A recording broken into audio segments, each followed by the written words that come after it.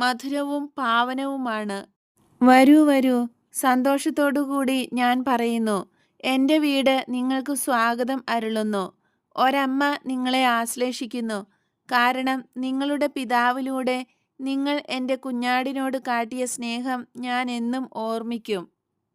എന്തു പറയണമെന്നറിയാതെ ഇടയന്മാർ സ്തംഭിച്ചു നിൽക്കുകയാണ്. ദൈവികമായ ഒരു കാഴ്ച കണ്ടതുപോലെ അവർ ആനന്ദത്തിൽ മുഴുകി നിൽക്കുകയാണ്. ഞാനാണ് മേരി.